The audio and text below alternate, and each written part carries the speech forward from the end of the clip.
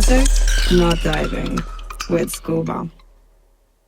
Okay, just before we get started on this week's episode, a message from our sponsor. AC55id.com is an amazing platform for music discovery, for selling music, for buying music, and for listening to podcasts. You can listen to this podcast over on AC55id.com. If you're a music fan, a music label, an artist, then you can do all of those things over on AC55ID. The streaming paybacks are 1 cent per stream. You also get paid back if you're a podcaster. That is completely unprecedented. There's nothing else like that. But perhaps most excitingly, they've got their own pressing plant. So if you're doing vinyl, if you want to get into doing vinyl, then you can fulfill orders on demand with them via their, like I say, their own pressing plant. So this is a great platform that I use myself. I'm not just saying that. It absolutely is a great platform. And also, you know, they're supporting this show, so they must be great, right? Head over to ac55id.com to check them out. Brought to you by AC55ID. Welcome to the show. I'm Scuba. This is Music, Not Diving. Okay, on this week's episode, we're talking jungle drum and bass. So those of you who followed the previous incarnation of this show, the Not a Diving podcast, that was an audio-only podcast that ran for 157 episodes. You guys will know that this is something that we do talk about quite regularly. Generally speaking, we've had some amazing people from the world of jungle drum and bass on that version of the podcast, including Crust, D-Bridge and SPMC. I would highly recommend going and checking out those episodes. They're all great. I think there are a couple more as well on that topic, but those are the ones that spring to mind right now. This is a topic that is close to my heart. It absolutely is. I was a committed drum and bass raver in the late 90s. That dates me, I realise, but I was a massive fan of Andy C and Hype and all those guys in that era. I suppose the era that drum and bass really established itself coming out of jungle. But this week, we're talking about one of the new guys, one of the absolute leaders of the new jungle scene specifically. It is, of course, Tim Reaper. His tunes, I think, have just been inspirational to so many people getting into the classic sound, but with a new slant on it. And actually, we talk about in the conversation exactly what that new slant is and the extent to which it is the new slant. I mean, this is a fascinating question to me. But the bottom line is that it's just great music. And Tim is a great producer and he's done some pretty amazing things building that scene. So a great person to have on. I'd not met him before we recorded this episode, and it's great to meet new people as a result of doing this show. That's one of the things I like the most about it, actually. He's a great guy. His real name's Ed, by the way. And you'll know that if you follow him on SoundCloud. His SoundCloud description just says Ed. But Tim, aka Ed, is a great interviewee too, and you're going to enjoy his conversation. It's a really, really good one. So before we get into it, a reminder that you can support the show on Patreon. There's 2 very reasonably priced tiers there. The most expensive one gets you all of the music that we release on Hot Flush Recordings and affiliated labels. So it's basically a Bandcamp subscription, but on Patreon, but also with the knowledge that you're supporting this show too. That's a great thing to do, whether you like the show or not. It's just a lot of great music. If you like the show but don't like the music, then you can send us a one-off donation. That would also be much appreciated. ScubaOfficial.io/support. The links are in the show notes. There is a Discord server, hotflushrecordings.com/Discord. We may or may not have Reddit by the time this episode goes out, so check the show notes to see if we do have Reddit. And, tell your friends. Also, actually subscribe. That's what I never say. I always forget to say that. Subscribe, like the video, all of that good stuff. And without further delay, let's head over to the studio and talk to Tim Reaper.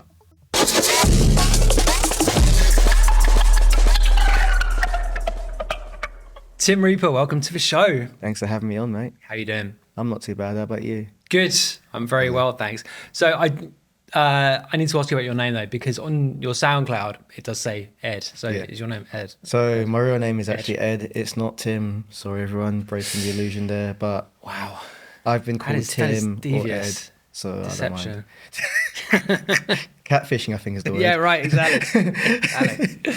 Okay. Where to start with this? You're actually wearing label. I'm always wearing label merch. I mean, I wanted to ask, right? Because this is, in preparing for this, like obviously there are massive and recurring themes that come up in all your stuff, and a major one is retro. Yeah. Right, and obviously the label's called Future Retro, which kind of, I suppose, hints at what it is, or actually just spells out pretty clearly what it is. Yeah. But I wanted to ask, like, at a broad level, is it possible to be too retro? Yeah, I would say it is very possible. I mean, Sometimes I do lean to maybe being too retro, but like I think because I got into the music without really having sort of awareness of like this is old 90s stuff, I was just like this is music I like. I think the retro angle wasn't really the selling point for me, so I sort of just like I just like the music however it sounds really. Okay. But I think over time, as I was more and more involved in jungle and making it and DJing it, I think needing some sort of newness injection, whether it's in how it sounds or what sounds are being used or like influences from newer styles of music that aren't just like 80s and 90s samples, I think sometimes that can sort of add like an extra layer of interest, I think. Okay, I mean, obviously, calling the label that implies, a pretty, pretty keen understanding of the relationship between the two things. Yeah. But like, at what point did you have the sense that you were, I suppose, taking over the mantle to some extent? Because I think that's sort of the way you're viewed now, right? Yeah. You're the sort of like the torchbearer for this style of music, which is just, I mean, historically sort of beloved, right? Like, how does at what point did you first realize that this was something maybe that you had a bit of a sense of responsibility, perhaps, to do in the right way? I would probably say like when I started getting like offered to do like the Essential Mix for Radio One and like Right. a Resident Advisor podcast and like all these like opportunities that weren't exactly getting offered to other people in my scene or hadn't been done by them. So I felt like, oh, if I'm going to be the first one, I may as well at least try and reference or mention some other names or labels in what I do, just to sort of put people on. If they haven't heard jungle before, I'd rather they didn't just hear of just me playing only my music. I'd rather they heard of like as many people as possible, really. And I realized as time was going on, and I was also getting booked for like big festivals. I'd be like the only jungle act on the lineup. I sort of felt like, well, I'm going to all these spaces where people playing my music usually aren't thought of. So I want to try and, I guess, represent the scene in a way. And I guess that sort of made me into a torchbearer in some form. Yeah, I mean, it absolutely does. And it's interesting, you're saying getting booked for places where you're the only person playing that style of music on the lineup. I mean, that says a lot, right? And in our first attempt to record this, we talked about you playing at Houghton, just drawing back the curtain there. There was an attempt to do the intro to this, which was aborted.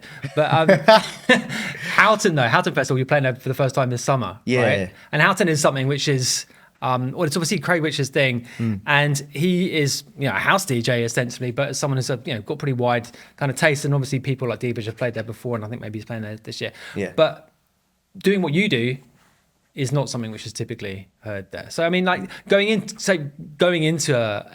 well, I suppose any festival where you're the only person doing what you do, like how does that affect how you think about your set and how how you're kind of conducting yourself? So I guess usually I try and go a bit more broader in range of what I would play, because like when I play like jungle only events, I know exactly what kind of jungle they might want to hear, or I can specialize in like one strain or subgenre of it and they won't get bored. But like at these multi-genre things where you don't exactly know what kind of jungle they want, or if they even want jungle, you sort of go a bit more 360 full picture and sort of see what really captures them, I guess. I mean, a question I was going to ask you, more generally speaking, and outside of what you do exactly, like, I mean, I used to be a pretty committed drum and bass raver, but I mean, a long time ago now. Yeah. And I was deep in the scene from as a member of the audience.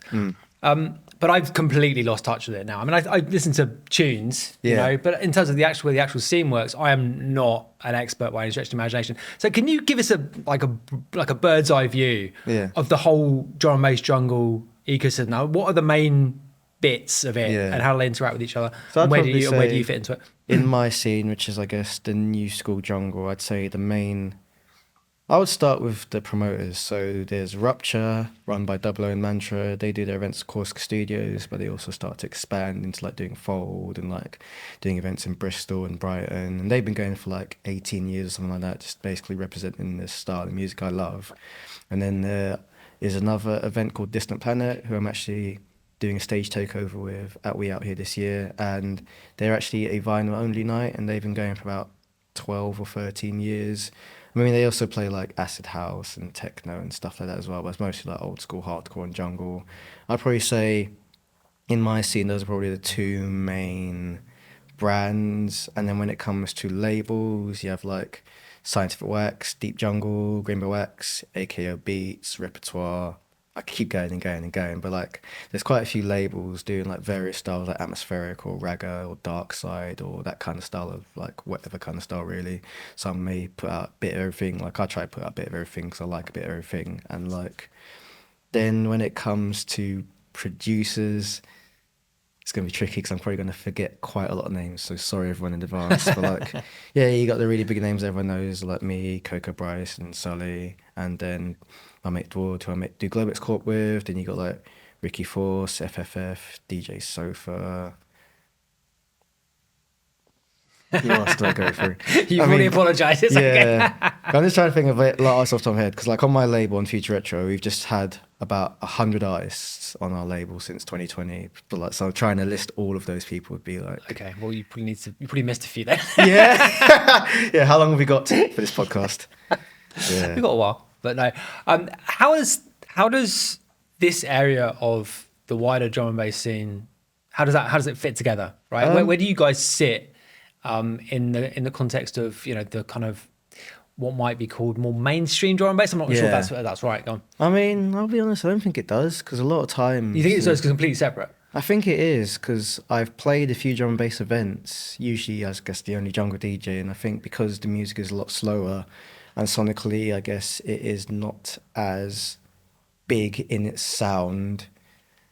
I think that because of drum and bass fans, they're very specific in what they want. They definitely are, yeah. It's hard to sort of get what you get from drum and bass in anything else, even if I pitched up jungle to be like 175 BPM, still because of the fact that the break beats are there, so the rhythms are different, the bass lines may not always be the focus, and like the mastering as a whole in jungle is a different approach to drum and bass. I think that drum and bass and jungle sort of operate on two different planes maybe. Every now and then there might be a slight bit of crossover, but I think drum and bass does its own thing, and then jungle, I guess, sort of does its own thing as well. I mean, drum and bass seems to be in one of those spots right now where it's gone a bit silly, quite Some frankly. bits of it have, yeah.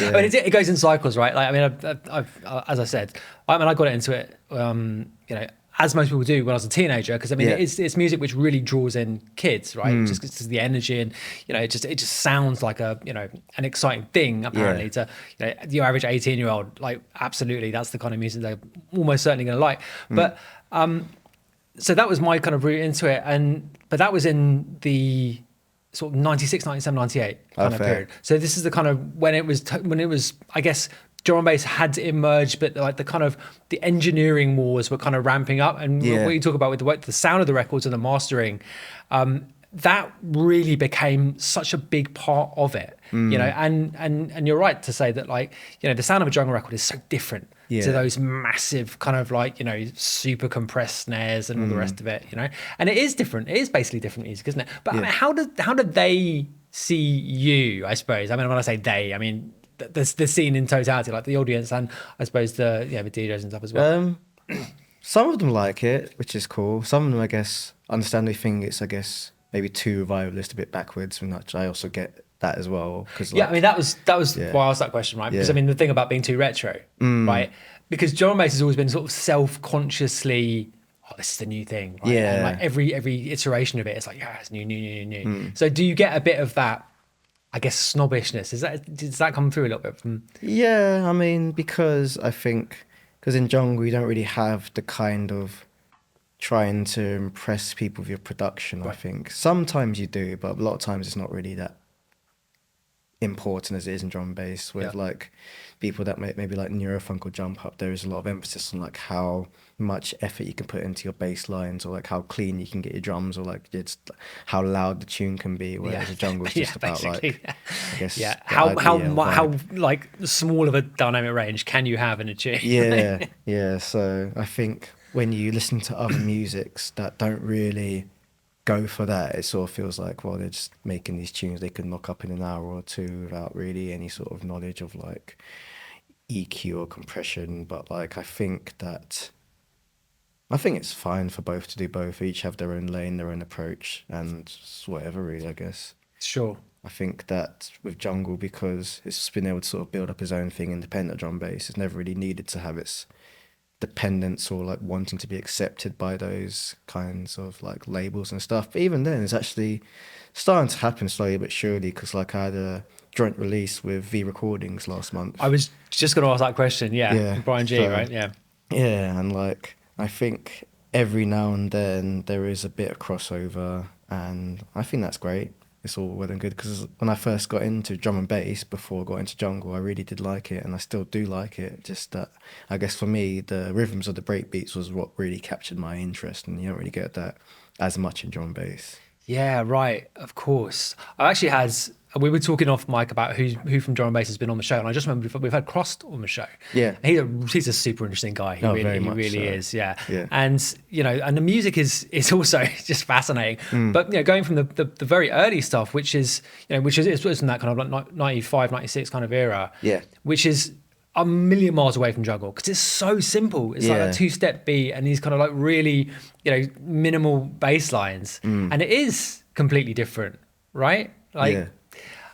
what was Brian G like? I've never met him. Oh, he's fantastic. He seems like an interesting character. Yeah, his memory is... I can't believe he remembers so much of stuff that happened like 30, 40 years ago. Right.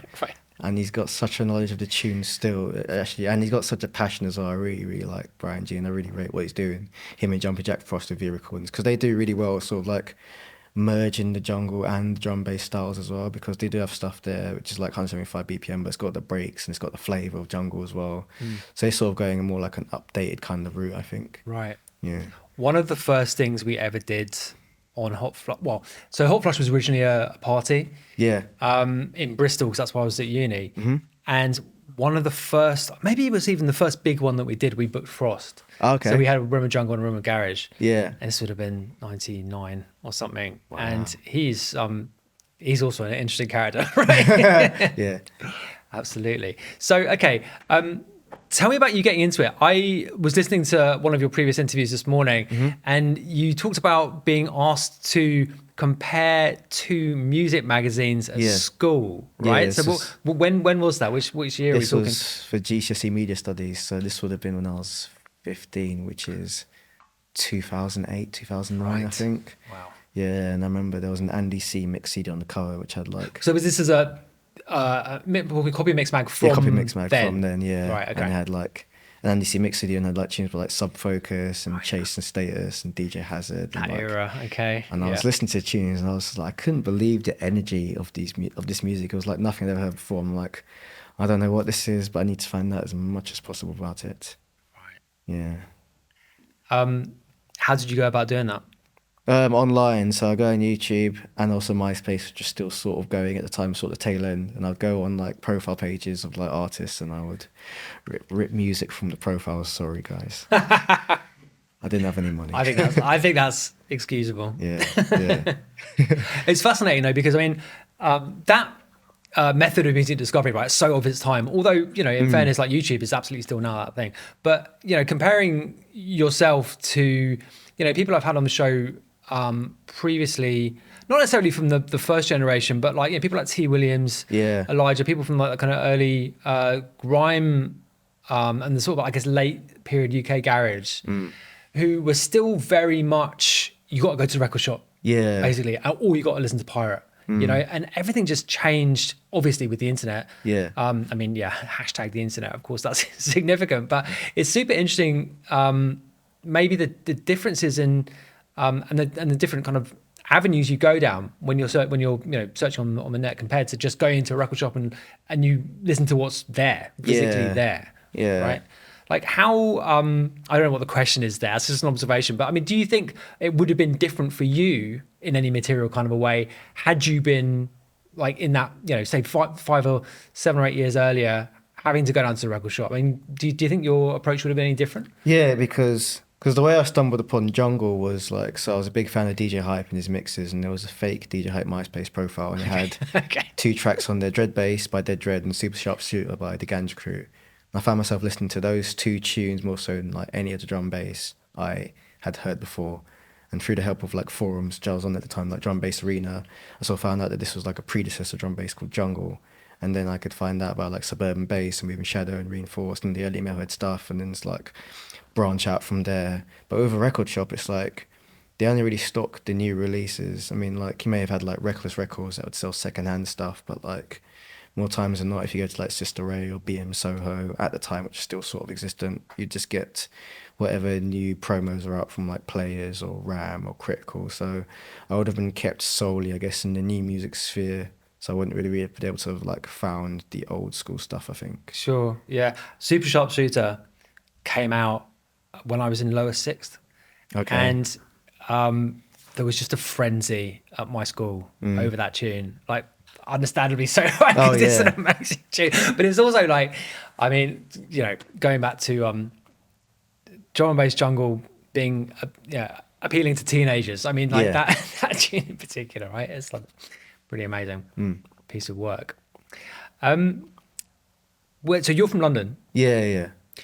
but prior to hearing that Andy C CD, what had your involvement in music been? Like, had you played an instrument or something when you were a kid? Or No, zero involvement. So like most of the music I was listening to was like whatever urban stuff was popular. Like I used to listen to like Choice FM when I was ever in the car, or like music television like MTV Base or Channel U. So like a lot of like US hip hop, R&B, and then the UK grime stuff that was on Channel U. So it was mostly that I was listening to, but I wasn't really involved in it as much because like I didn't really, I guess it didn't grab me as much. I liked it at the time because I guess out of all the potential options I had, those were the stuff that appealed to me the most. But I think when I found out about drum bass and jungle, I guess it took me in so much that like I didn't care that I had no friends into it. I was like, okay, I need to find people that Right. like this stuff, and I found them online, and then I just dove headfirst into these communities online, and then a few years later I was finally old enough to start going to events, and I started going to jungle events, and I was hang on a just like, sec. Let's talk about forums. Oh, yeah. Because that's the other side of the discovery thing, which wasn't there Oh, to the yeah. internet, right? And so important. And, you know, I came up in the early dubstep scene, and forums were like Dubstep Forum and That's from, yeah. Doublenet were just absolutely crucial to the Oh, yeah. development of that music in London, but also it enabled people from around the world to participate. Yeah. Right? So what were I presume Dogs on Acid? I was on like- there for a bit, but I was mainly on Drum Bass Drum Arena Bass Arena, forums. right, okay. And there's also another forum called Subvert Central, which I used to go on, but I wasn't as active. I think it was sort of on the tail end of them being like active. So for younger viewers, Mm-hmm. what went down on a on a drum and bass forum in 2008? Oh, my Like, what goodness. was the nature of the interaction? I suppose is what people may not be Yeah. clear about. So there was a mixture of like people posting their tunes to get like feedback, and then there would be people like posting mixes they've recorded, as well as I guess like mixes from like whatever radio shows on the time, like I don't know, Bailey on One Extra, and then they'd be like talking about like whatever dubs were in the mix and stuff like that, trying to like guest track list and stuff. And then there was just like off-topic forum chat as well, which is just like absolutely demented, probably not best to be explained, but like yeah, anything would go on drum bass in the forums. But like you could also have like questions, so I'd like, I don't know, I'd post about like asking for recommendations on like Ragga Jungle, and then those people just like link like, I don't know, Chrome and Time, Remark, DJ Dexterous, and it's sort of like would give you like a good starting point of like, all right, so these are the people that everyone rates for this kind of style of music, let me find out as much as I can about them. And it was sort of good to like be able to like go on there and sort of like ask questions. I was asking questions a lot actually. And was the attitude of people, generally speaking, good? No, no. I mean, there was a lot of power dynamics there. There were people on there that had like 40,000 posts, so they felt like they were the top dogs. And then you Right, come on right, as yeah. a 15-year-old, and they just like see our fresh meat for the whatever, and like they just like take the piss and like think that it would just drive you away, and then you stick around, and like they just like eventually, I guess, get to know you and start to like you, and then eventually you've made it through, I guess, the hazing process, and like you start throwing a bit of banter back at them, and then it just becomes like, yeah, I mean, it was fun at the time, yeah, but like, I don't know, really. It's a very strange dynamic to recall on because it's so not the way things would be happening Right. now. It isn't at all, right? Yeah. And like posting tunes, for example, because that's when you put your stuff out there for people to listen to. That's you know, you're really, you know, you're vulnerable at that moment. Oh yeah, right? very much so. Yeah, because I was posting my first ever tunes on Drum Bass Arena forums, and like, I think there was a novelty as well because no one was really posting like old school jungle attempts there. Right. It was very much like liquid drum and bass or like jump up drum and bass. So I guess there was a bit of like, oh, you're trying to make jungle. Fair play, you do you. See what happens in a few years. See if this goes anywhere. Yeah. Right. Okay. It's interesting. You're absolutely right to say it doesn't work like that now. I mean, partly because of just the absence of of the form. Just aren't forms anymore. But people are much more, I guess, sort of self-consciously nice to each other. Is that fair? Yeah, because in forums... Sometimes in a sort of pretty disingenuous kind of a way, but go on. Yeah, because forums is like you're allowed to be anonymous. You just have a username and then no one knew who you were, where you lived. But like social media profiles are a bit more tied to like your individual self.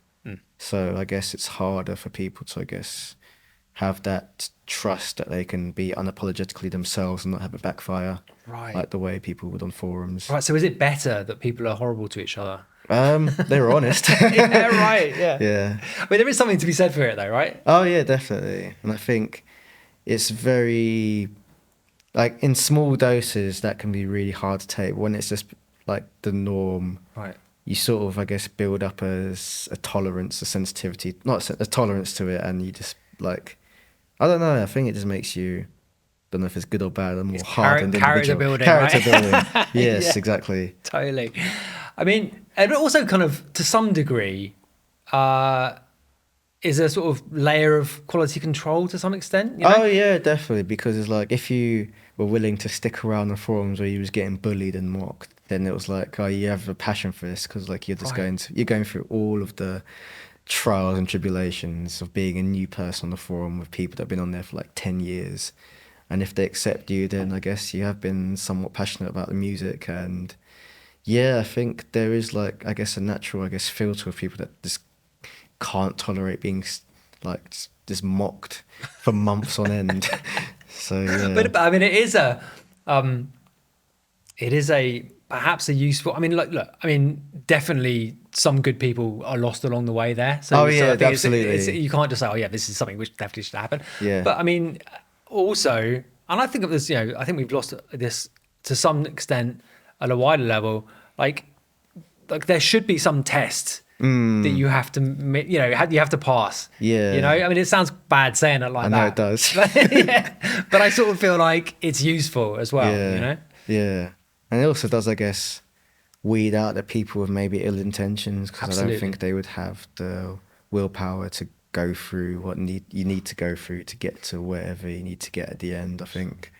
Absolutely. Yeah. Totally. So did you, was DJing or producing the first thing? Producing was the first thing, because I didn't have any DJ equipment. I didn't know anyone that was DJing around me, so I didn't have any like mates so I could go around and learn on their decks, or they could teach me. So like production was something you could sort of learn in isolation on your own with just a computer. So I was doing that for a good few years before I started learning to DJ. Okay. And I believe the term that I picked up in the previous interview was cracked copy of FL Studio. Yes, I've got a legal copy now, so don't come after me. But yeah, cracked copy of FL Studio. I think it was FL Studio 9. Right. Yeah. Oops. Yeah. Okay. And I mean, you mentioned that digging into tunes got you interested in jungle. So was that something? I guess the kind of the move from like listening to making stuff. Were you like, I want to make tunes like this? Was it immediately like that? It was, yeah, because in my head I was sort of like, I didn't know of any new examples of jungle, and I sort of felt like that would be a bit of a shame for this style of music. So I've just had these 2-3 years of thriving before it evolved into drum and bass, and then no one wants to touch the formula. But I mean, I didn't know of anyone else at the time. There were people doing it, but like not many. And I sort of felt like, all right, so I want to sort of take it on and sort of see what happens if new examples of jungle were getting made. Yeah, but then whilst doing that, I ended up finding people, which was good. Okay. So how did you go about making your first jungle tune? Was it just like, okay, so actually the question is, were you sampling other records initially? Were you getting a mixture of that and sample packs, free sample packs I'd find online on random blogs, some websites, and also just asking people for samples as well. Because parallel to the forums, there was also AOL Instant Messenger. Of course. Yeah, which was also very popular at the time. So you could like find out people's AIM addresses from like, I don't know, the signatures on their forum. Yeah. This is sounding proper like a different language to people. But like, yeah, you find out what their AIM address is, and then you message them, hey, I'm Tim Reaper, I'm a big fan of your work. How do you make your music? Or can I send some tunes or whatever? And like, you just keep, and also you get to know people, just chat of them like on a daily basis about whatever. And yeah, I think I was able to sort of build up enough like understanding of like, all right, so jungle is made up with like sampled breakbeats. So you go and Google, how do I sample a breakbeat? How do I chop up a breakbeat? You learn that bit, and it's like, okay, how do I load in bass samples? You find some bass samples, how do I play a melody? You learn that bit, and then eventually you just like build up enough of like knowing how to build in each individual element before you get to a point where, okay, I know how to make a tune now. And I think it was just a lot of trial and error of me doing that after coming home from school every day. Right. Yeah. Absolutely. I mean, absolutely the same for me. What was the moment, or what was the tune where you realised, actually, I'm quite good at this now? Oh, that was years after that point. Okay. Years after No, but that. you have moments along the way though, right? Where things started to click. Yeah. I think actually, to be fair, I think my first collaboration with a producer named Relapse, who's based in Bristol, because he used FL Studio and he'd used it a lot longer than I have. So he used to be on Drum Bass Reforms as well, and he wanted to do collabs. So like, I started something, I sent him over the project, and he's looked at like, what are you doing, mate? So basically, like on FL Studio, you have like patterns, and like in one pattern, you'll do like the melody, in another pattern, you'll do a bass line, in another pattern, you do a drum pattern, and you sequence it all in the main window. But what I was doing is I was making the whole tune in one pattern. Okay. I didn't have any concept of the main window. Okay. So I sent him the project, and he's like, I can't fathom how someone would do this. And then he sent me back a project based on how he works, and I was actually, oh wow, so this is how you make a tune, this is how you link sounds to the mixer and then add effects to them, this is how you do automation. And that was a really big step up for me, because I sort of like actually realized how much I was doing wrong in FL Studio. Right. And how much things could be a lot easier, because like a thing as well, like in patterns, like copy and pasting is not as intuitive as if you just do one pattern and copy paste it in the main window. Right. So like, yeah, I think that was a big breakthrough in production. In terms of like the results I was facing, I think, so DJ Bailey, he used to do like the drum bass shows on One Extra, and he also used to have like a Ustream, which is like, I guess, like previously before Discord and Twitch, or before Twitch, where you'd stream yourself. Like he would stream himself going through the demos he'd been sent that week. Did he really? Yeah, okay, that's I kind of would cool, send isn't him it? Yeah. random things I was doing, and eventually he started liking some. He started playing them on the radio. And I I was going to say, I like, mentioned Bailey actually, because you know, when you talk about the relative lack of jungle type stuff being made in the kind of as drum and bass emerged, I remember his One Extra show was full of Amons. Oh yeah, it was, because he was really good at representing all kinds of styles. He'd play liquid, he'd play jungle, he'd play textdub, he played nero, he played jumper, he played everything, because like he would just find the best bits in every style and just represent it on the show. He was really good at representing the full spectrum. Yeah. Yeah. So okay, continuing your production. Yeah. So I would development. send him tunes, and then he would check them on the Ustream, and then every now and then he'd play one. And then I also used to send tunes as well to DJ Trace, who runs a label called Decipher. He's been going since the 90s. Another No U-turn. Amons man, yeah. Yes, and the funny thing is, so I sent him some tunes, and then 6 months later he got back to me like, "Yeah, I like these tunes. They're still unsigned." And I was like, That's exactly how I run my label. "That's like so same here." And I was like, "No, I've already given them away for SoundCloud, but I could do some new ones if you want." And he's like, "Well, why don't you remix Final Chapter, which is a track he did in '95 on this label called DJ Recordings?" And I was like, "I'll give it a go." And then I did the remix. He liked it. That was my first ever vinyl release on his label Decipher in 2011, I think. Right. Yeah. How exciting was that? Oh, it was unreal. Like, I got to go down to Metropolis Studios and see Stuart Hawkes actually master the record and then cut it to the lacquer. And then a few weeks later, I came home from sixth form, because I was in sixth form at the time. Mum said there was a package for me, and there was like this big square mailer on the bed. And I opened it as a test press of my release. I didn't even have a record player. I just had like a copy of my own music. I was like, wow, this is bizarre. Yeah, right. Like test presses approved, like without actually playing it. Yeah, exactly. Yeah, that was a good first moment for me, I guess. I have no clue though when along the way I actually started feeling like my music I like it. So a long time I But that is something different though, isn't it? Oh like, yeah, that is coming to something accept different. your own music as something like, you know, independent, right? Yeah. And actually, yeah, like I suppose liking it is that, I mean, that is a big step. Because it's one thing kind of like thinking that you're okay, this is good, this is worth persevering with, Yeah. you know, but actually liking yourself, I mean, it is a bit of a psychological hurdle. Yeah, right? because there's an ongoing thing where it's like you hear the shortcomings in your music that sort of puts you off them, or it's by the time you finished it, it's like, I don't want to hear this ever again. Absolutely. Yeah. So it's a bit hard for me sometimes to really like my music and listen to it with like any kind of enjoyment. I think the closest I can get to that is if I can find a good combination, like a good blend with it and something else. Like sort of see, I guess, this actually works because you can mix with this track and it doesn't sound awful. Yeah. Absolutely. That's when you know with the new track, it's like, let's have a mix with it, and then you know if it works or not. Did you at any point in the kind of early process here dig into how the old tunes were made? No, because I couldn't find much information about them, because a lot of times I guess people would source production information from like old magazines, I guess, from the time, where you'd see like what producer, what their monitors were in the studio, what their mixing desk was, what their samplers were, and what their workstation was. But like at the time I just was like, I don't know, it wasn't as readily available for me as like how to load a sample into FL Studio. Yeah, sure.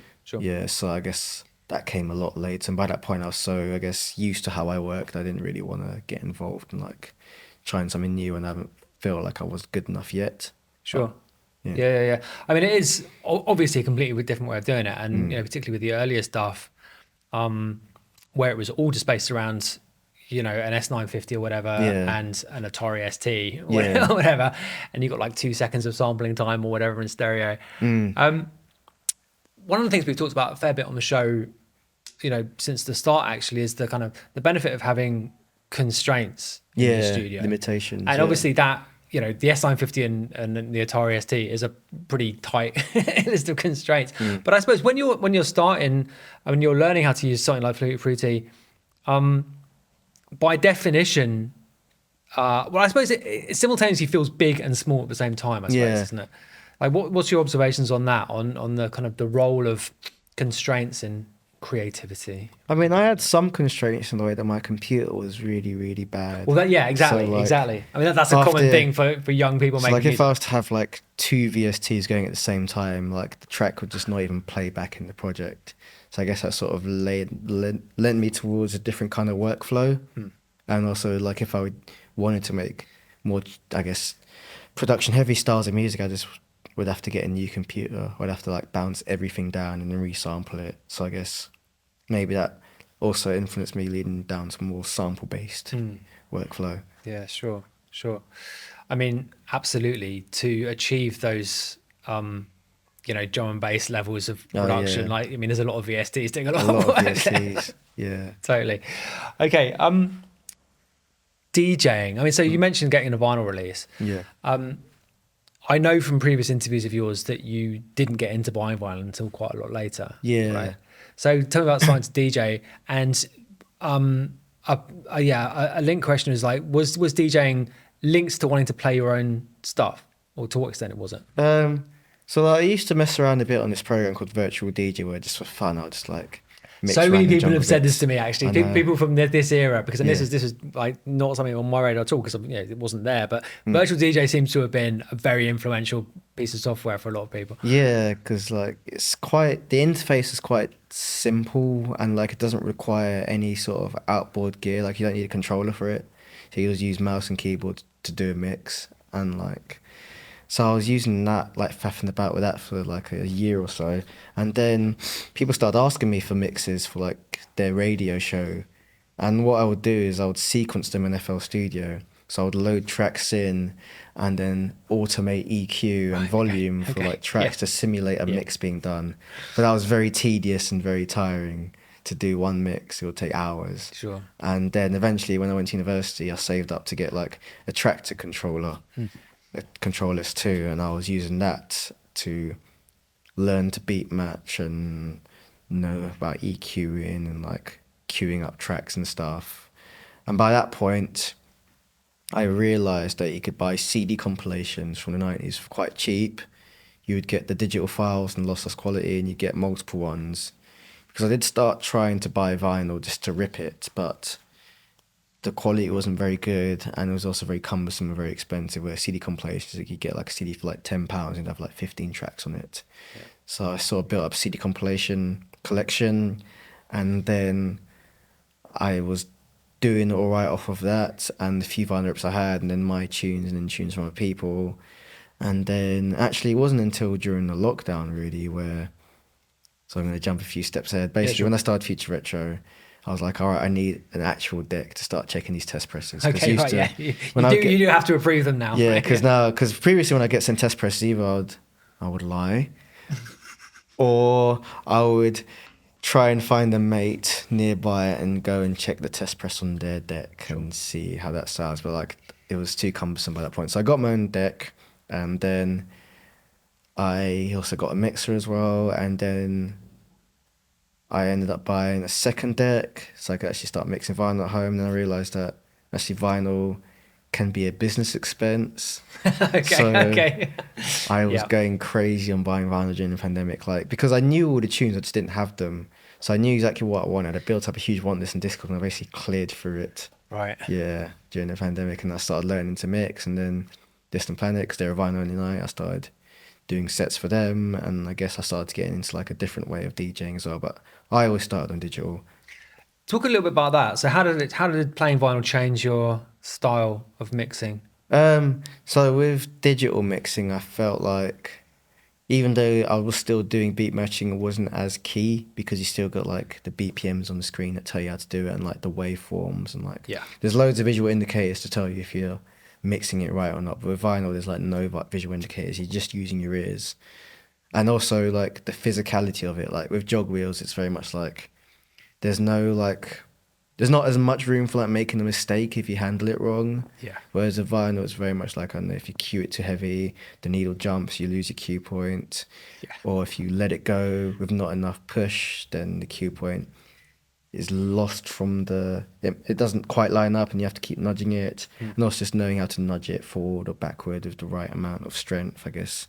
I guess it gave me like an extra level of difficulty on top of like mixing, which I guess keeps you more engaged in the mix, I think. Yeah, you definitely have to concentrate in a way that you don't with digital. And even if you concentrate, you still have to be like ready to fix any sort of error of like, I don't know. Yeah. It's constant crisis management. Yeah, it really is. It really is. There's very much like, I hope this works. Whereas with digital mixing, it's not, it works.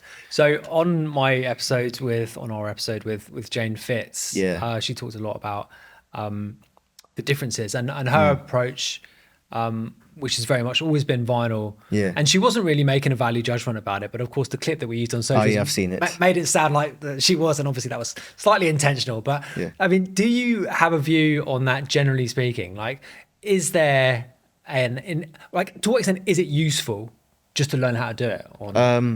I think it's useful in the way like it gives you like a level of skills of beat matching where if the equipment goes wrong, you sort of know how to handle it. Because like if you go to like, I don't know, a club doesn't have the CDJ model that you learned on, I think that if you just know general DJing like prowess, then you're sort of good.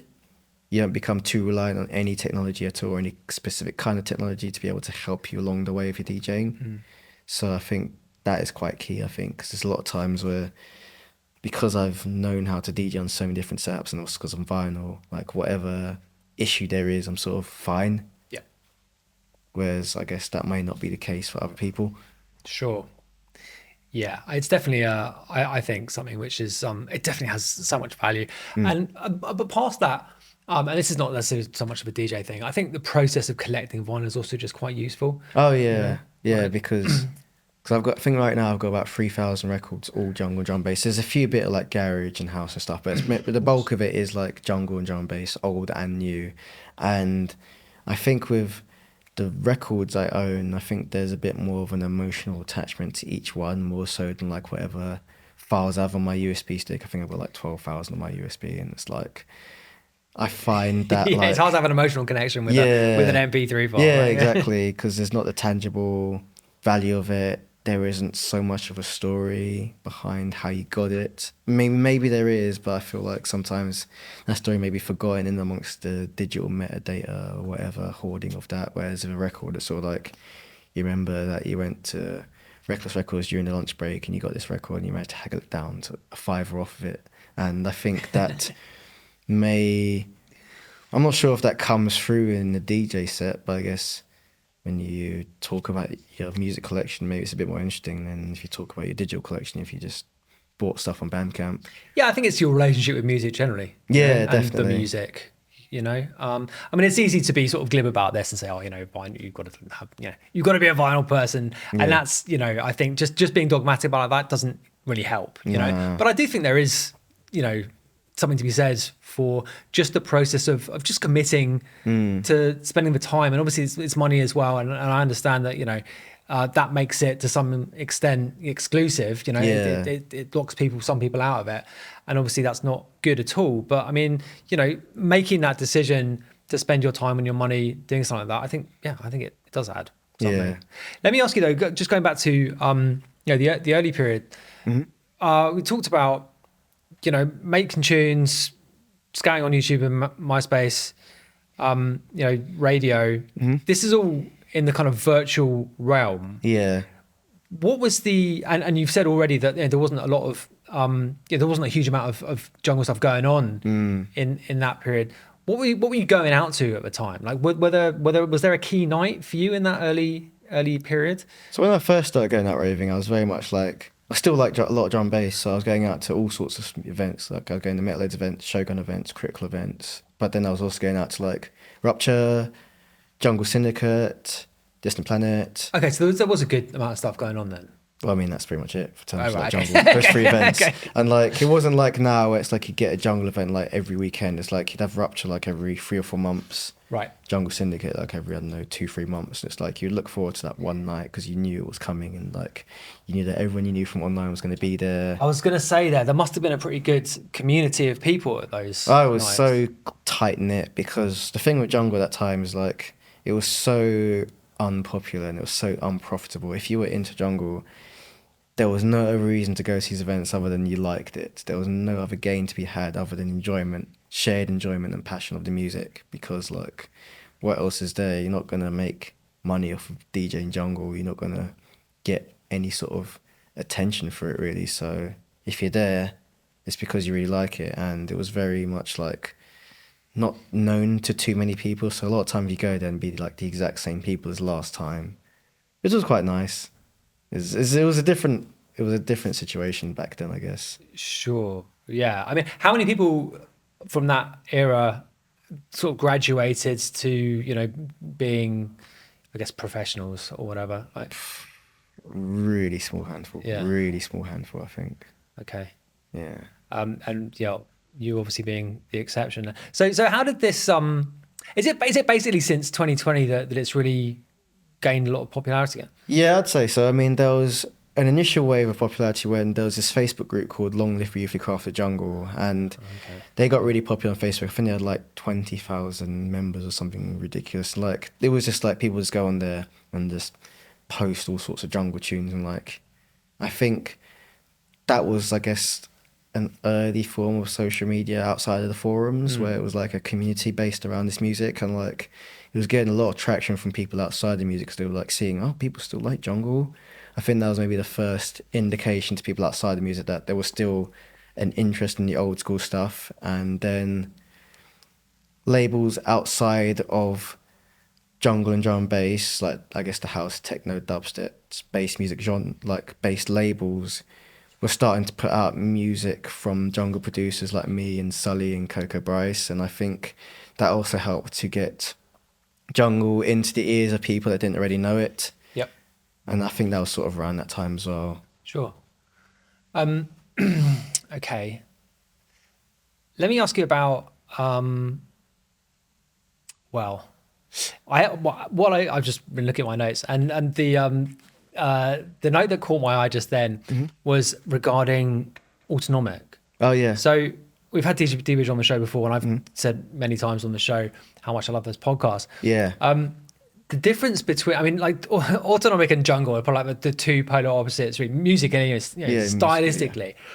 And your stuff is so dance floor. Yeah. Right? Your music is like the most, single-mindedly dance floor. I mean that in a completely positive way. Yeah.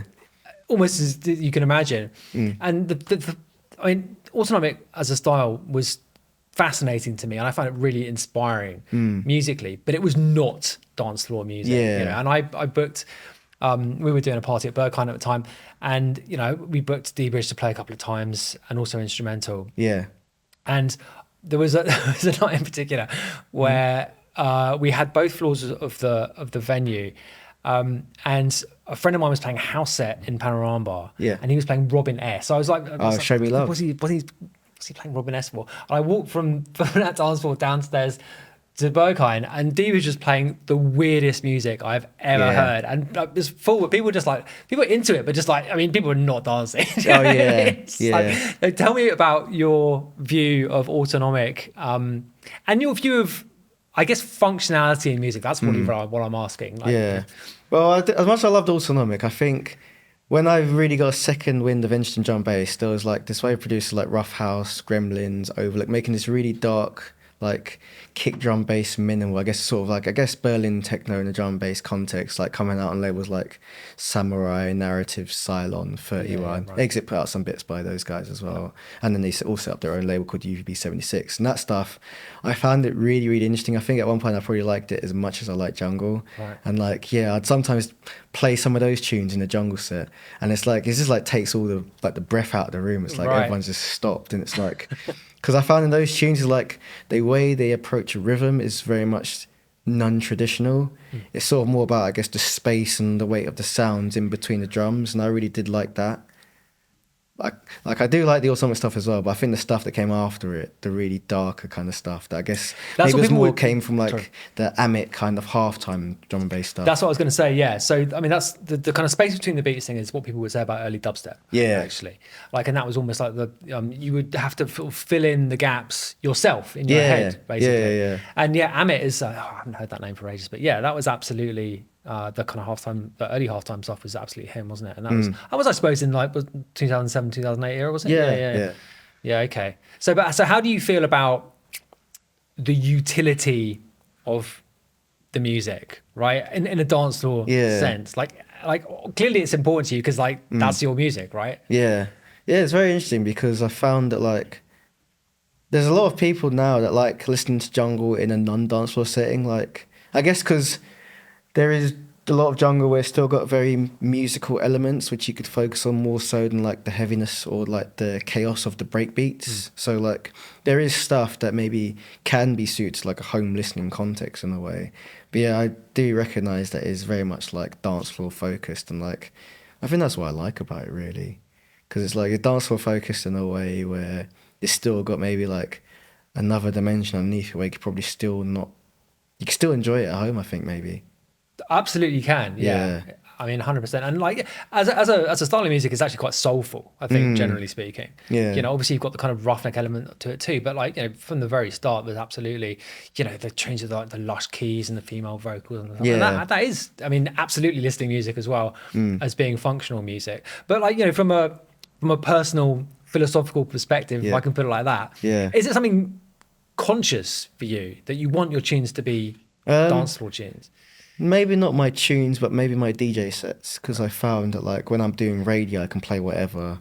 When I'm playing out in the club, I'm sort of very aware that certain styles of music will just land very badly, so I try not to do that. I mean, I might do it from time to time just to sort of keep things interesting, but I think my default is like try and present to them the best of what they can hear in this context and setting that makes sense.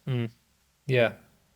I mean, it comes through in your tunes as well, though. Oh, I mean, it does, it does. I think sometimes it's like, I like the intensity sometimes that a jungle tune can have, the ferocity sometimes. I think you can really get me going, I guess, when I'm just sat in my room on my own, just like heading, nodding to like chopping up a breakbeat or whatever.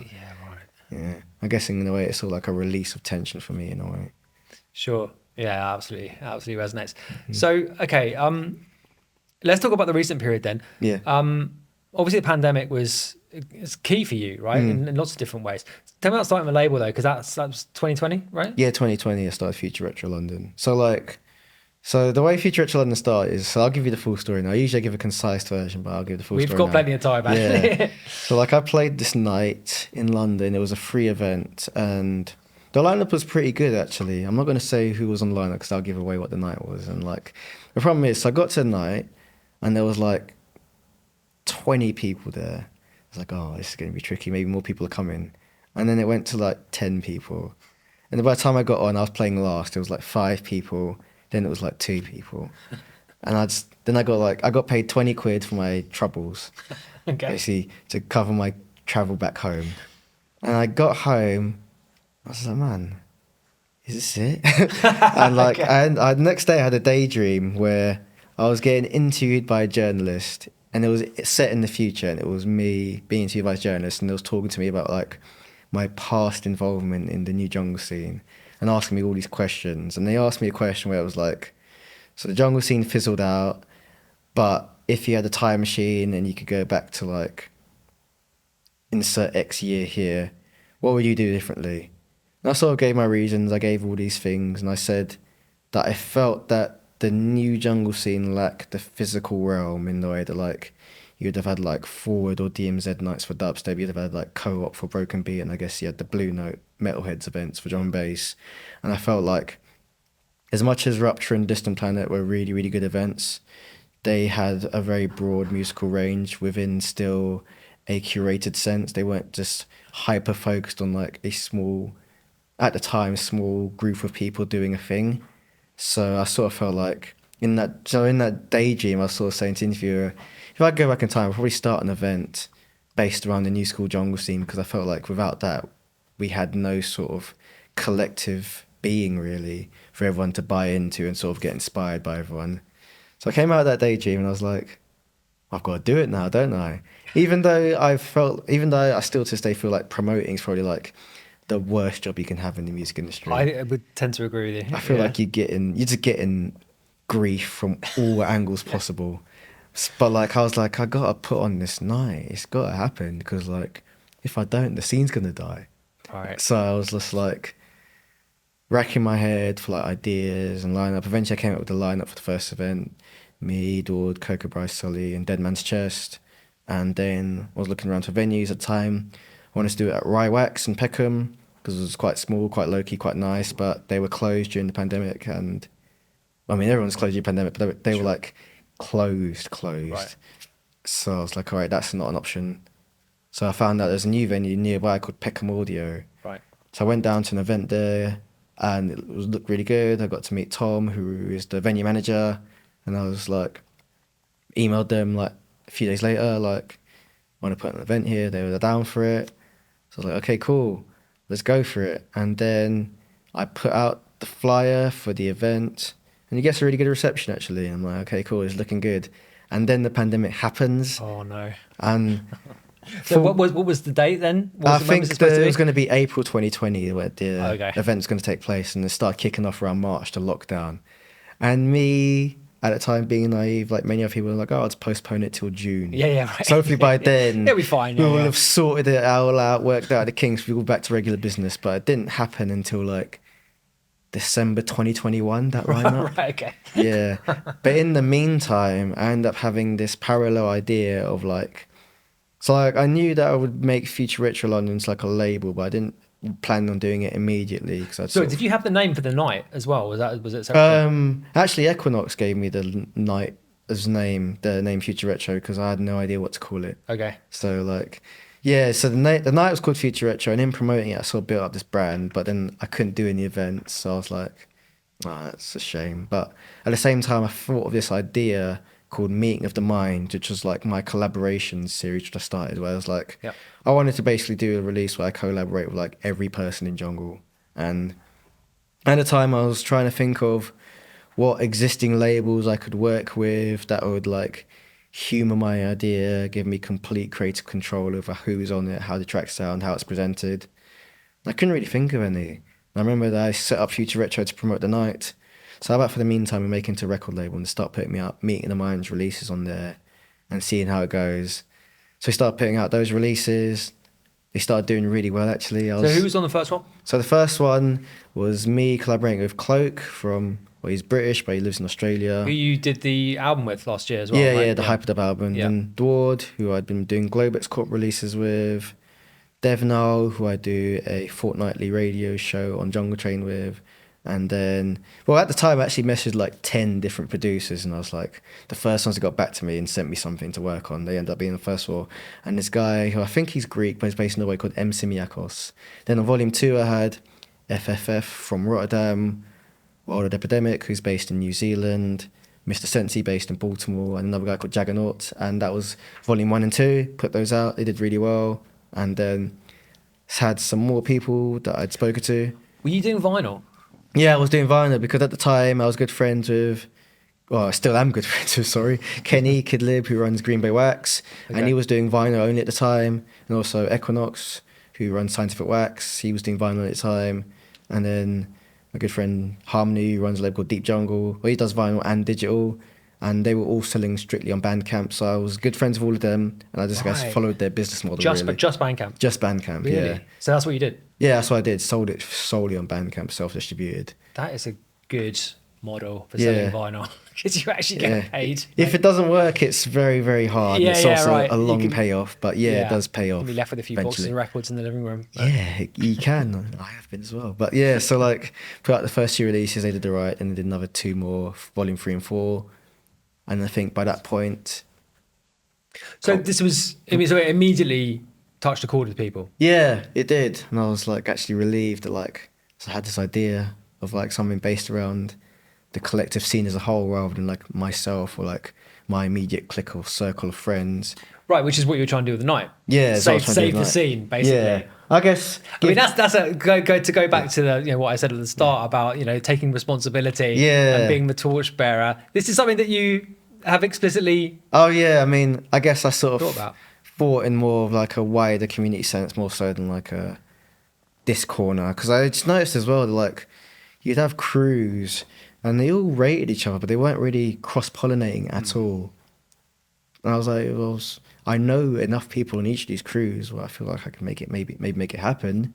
So I was like, let's do it, and it seemed to work. So This I was is like, cool. this is really fascinating because to go back to what we were saying about the roots in, right? So the radio and online communities. Yeah. I'm actually recording a podcast after this one with Elijah, actually. Oh right, yeah. And what I've talked, I mean, I did actually did one with him a couple of years ago, but his whole thing is like updating the methods of kind of, I suppose, scene infrastructure to take account of what's happening now. Right? Yeah. So it's super interesting to hear you talk about, taking the responsibility and working, I suppose, in methods and media, which are also legacy media. Yeah. But, using a completely new or previously impossible distribution method and taking advantage of that platform to do it in a way which is new. Yeah. Right. This is that's super interesting to me. Yeah. And I What are guess- your thoughts on that, generally speaking? So, like, I guess updating, I guess doing a version. Well, Future Retro says it all, right? So you're doing a version of something which already existed, but hopefully putting something new, a new spin on it, and using the tools which are available today. So it's not just new music; it's a new, infrastructure too. Yeah, because I feel like there is lessons to be learned from the previous generations, how they did things, what worked and what didn't. And we can apply that to the current environment we operate in now and sort of tailor it to sort of make it make sense for the people that are currently doing things. And like, I guess I felt like the community is based around like regular events focused on a single style of music and a single community. I think you can't really beat that in terms of like fostering connections in the way that like even the first lineup, like I think I'd met Coco Bryce once at Rupture. I can't even remember if I'd met Sully before that night. Right. And like since then, like we've been DJing all the time together, all 4 of us, and then like maybe 2 of us or 3 of us, and like then also there's many other people like they meet at the events, having spoken over emails or Instagram for like years online, and or they meet at the events having never spoken online, realizing how much more they got in common, and they start working with each other afterwards. And I feel like the real world sometimes can't be beaten for connection. Absolutely, yeah. And it's lovely how that happens, right? Yeah. Because I've had similar things with, people. Actually, for example, people who I've released on a label, who you mostly just interact with on email, right? Yeah. Especially if you live in different places, and then you put on a label night, and everyone's having a drink together, and that's what it's all about, really, isn't it? Absolutely. Like, yeah. I think it's also quite inspiring as well for some of the producers, or some of the DJs that I've booked, when they're on stage playing their tunes they've just made to a very attentive crowd, a crowd that's come there knowing specifically that they're going to hear music they may have never heard before, but they're very keen and interested in it. And like, it can also be really good for like, I've booked quite a few people that have like never played in London before. Right. So like they come here to the city where they know this is where jungle, I guess, was mainly based in, and they get to feel like they're actually a proper part of it. And they are. Sometimes they don't feel like it because they only exist as like, I don't know, a profile picture on Instagram. But when they come to the event, they meet people who are actually fans of them in person when they might not have seen that because they live in like a city or a country where there isn't really a scene of itself. And I think that can really do wonders for someone's confidence. Absolutely. Yeah, totally. How London focused is this whole thing? 100% really. I mean, Yeah. I'm not done any events outside of London. I think I probably will at some point, but for now I haven't. And then the records, well, right now they're all currently being shipped out of Brick Lane. And then I do most of the stuff really, I guess, and I'm based in London, so I guess a lot of it is still very much like London centric. But at the same time, I recognise that there's pockets of the world where there's so many good producers. Like I'm getting a lot of good music from United States at the moment. Right. There's good producers in Finland, in Netherlands, in Australia, in Japan, all over the world. So I'm trying to make it sort of like it's based in London, but it acknowledges the worldwide community. How much do you play outside the UK? All the time. Yeah, right. Okay. All the time. What kind of events though? It's a mixture because like depending on where it is, it might be something really small, low key, like I don't know, like a community center, not even a venue.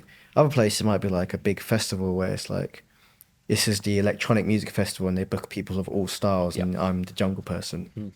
So it can really vary. And do you find that the kind of person that is into what you do, are they similar kinds of people? I suppose No, they used to be a very common demographic of like older white man. Okay. But I think now with a different amount, and I'd say the type of people making the music now is so widely varying, and I think that's also played a part in like the audience also be widely varying. So like you can go to America and you'd be playing to all sorts of people rather than like a few years ago when I first started raving, I was probably the youngest person in the venue by like 20 years. Right. Okay. Yeah. Okay.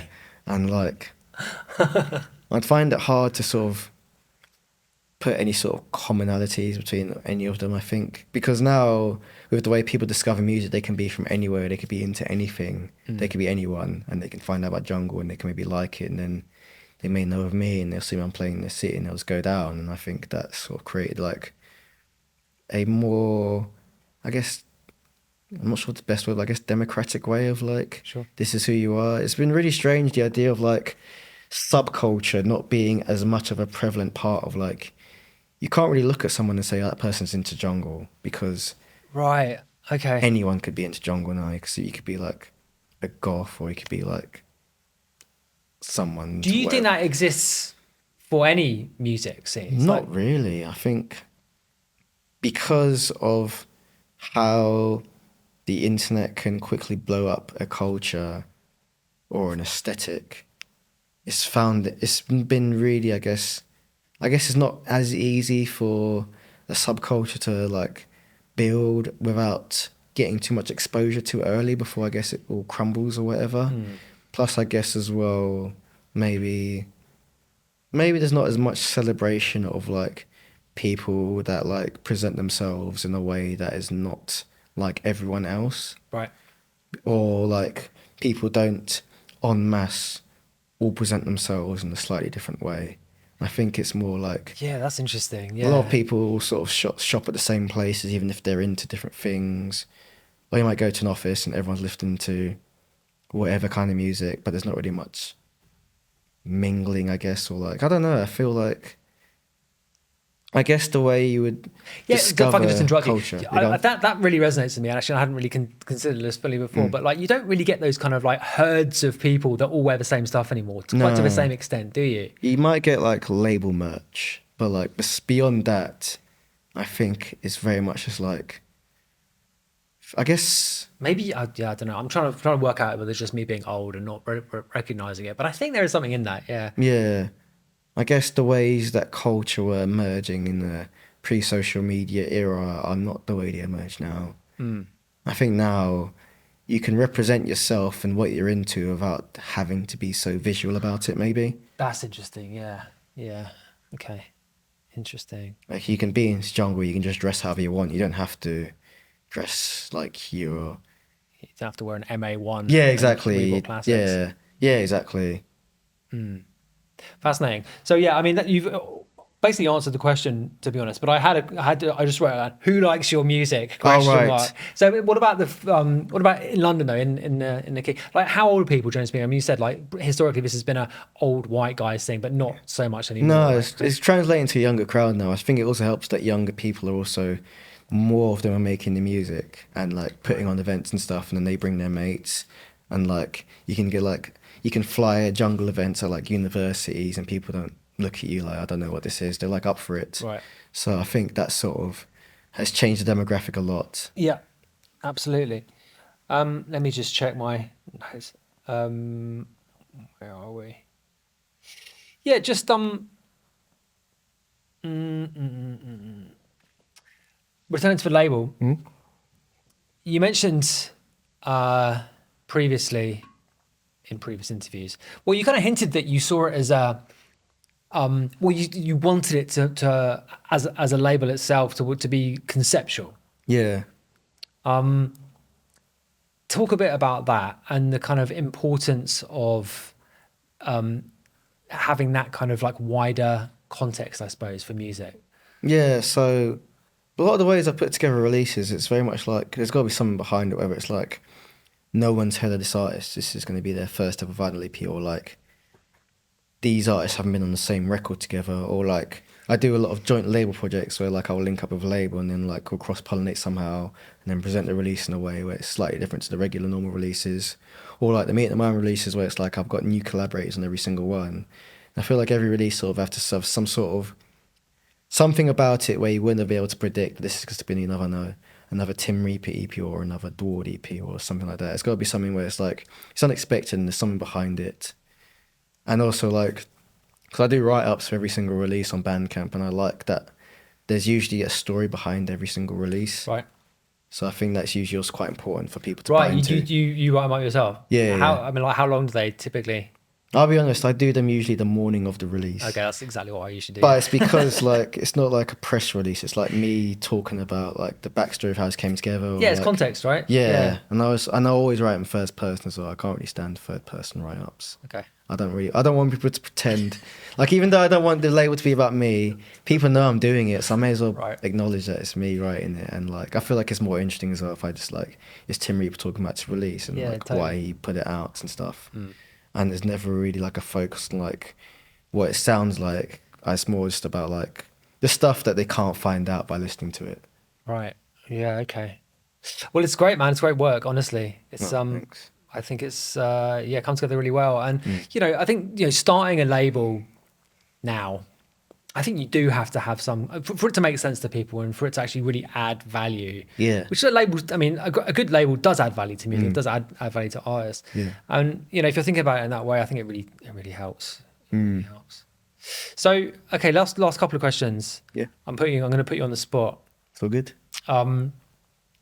So, obviously as mentioned at the start, and we've been talking about the kind of the wider theme to your whole thing is the kind of relationship between new and old. Yeah. I had a question written down, which was, what is new about your music? Can you put your finger on it? Can you quantify it in any kind of a way? I mean, because I don't use hardware, the tunes sound sonically different to a lot of stuff we made in the 90s, where tunes may not have been physically possible to have made them on like the S950 or like on a Commodore Amiga. And then also, I like to sample new stuff as well, because like, I think that one, this is going to sound bad, but it's a lot harder to find unused old stuff that is good than to reference what you like now, Right. which maybe also may come a bit more natural and may also make the end result a bit more unique. And then also I think that like after listening to Jungle for so many years, as much as I still do like a lot of it, I think that new Jungle that references old Jungle massively, I think I just listen to it and unfortunately, like a lot of people, sometimes I guess you judge whether you like it based on comparison. It's like you hear a tune and you like it, and you hear a sample. It's like, oh, I've heard that sample used in the previous tune, which I like more than this, and that sort of like turns you off the whole track. And I feel like when you reference new stuff, by default, usually it's not ground that's been trodden on too much, I think. And then also, I remember I was talking to a friend of mine, Basic Rhythm Ant, who I've had on the label, and he's very much like, he's all about the future and the way that like I don't think he likes a lot of the releases on my label, even though he's been on it. Well, he's not big into the new old school jungle. But like I remember we were in the chat and he basically asked me to define what jungle is, and I was like, for me, I guess jungle is just the breakbeats and the tempo. As much as there's like rare groove samples, ragga samples, rave stabs, and then 808 bass lines, it could be anything on top of breakbeats at 160 BPM or higher. Right. So it's like, make some music that sounds like that. It doesn't have to be the same stuff on top of the breakbeats. It could be anything you want, absolutely anything you want, in my opinion anyway. Mm. Yeah, absolutely. I think that's right. Yeah, the break is that's the sonic. Yeah, it's like the bass layer, right? I guess it's like the kick drum of like house, and exactly. Like, put anything you want on top of it. Exactly right. Okay, so yeah, last one. For someone who's watching this who has no clue what the music is, yeah, give me a couple of tunes, maybe a couple of old ones and a couple of new ones that you would consider to be. Okay. I know this is a horrible question, but you stitched me right up. Absolutely, here, absolutely, you have. Okay, so I guess same starting point as me. Dread Bass by Dead Dread on Moving Shadow. Super Sharp Shooter by Ganja Crew on Ganja Records. Then what else? Old School. R.I.P. by Remark. That one's a huge tune. Still play that to this day. Then I guess we actually booked Remark for our show, one of our parties at Berghain. Remark at Berghain? Yeah. Wow. Yeah, it would have been 2010 or something. Jeez. Yeah, it was pretty fun. That's a nice booking. Yeah, and then I guess if you want to touch on like the atmospheric ambient side of like good looking records, you could probably reference like, what was I saying? Good looking records. I'm not going to go with Atlantis, that's a bit obvious. Maybe I'll go with the Bell tune by Invisible Man. Yeah. That's a good one. And then when it comes to new stuff, very obvious, but like, unfortunately it's a tune I can't stop playing, and it's Work by Sully. Right. Yeah. That tune, it's like whether the crowd knows that tune or not, whenever I play tune, that, it's like the stand-up moment of the set, and it's like, I wish I could not play it, but unfortunately, I feel like the crowds are waiting for it. Have to draw for it. Yeah, and then other new stuff. It'd be hard to narrow it down for Kid Lib because like every set I do, maybe has like 3-4 tracks of his minimum. But I'd probably say a good starting point track from him is, there's a track called Time to Dance, which came out on Deep Jungle. That one's got like a lot of the different, I guess, essences of old school jungle, but somewhat brought up to date, but not too much that you lose too much of the original flavour. And then, what else can I say? I should have come prepared, shouldn't I? One more, okay. Could be one of yours. No, it's not going to be one of mine. Never. You're going to have to edit this bit out for time's sake. I would probably say, what else am I playing a lot? Yeah, what's in the bag right now? In the bag right now, the problem is in the bag right now is a lot of unreleased music. So I'll tell people a tune and they can't find it. But like, okay,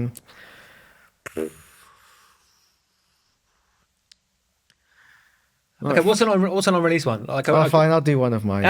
Okay. This is Twisted Your Arm. I guess, yeah. I guess one of my most popular tunes, I did a remix of Pull Up by Special Request. That came out on Sherelle and Nana's label, Hoover Sound. And yeah, I guess that's a good starting point. You know Willie, right?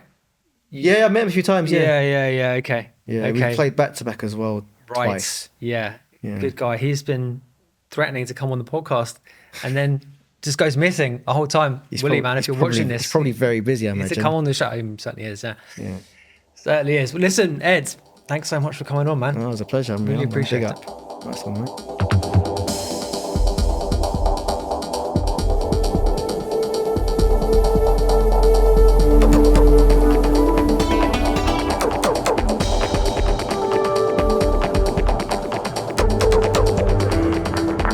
Music, not diving, with Scuba.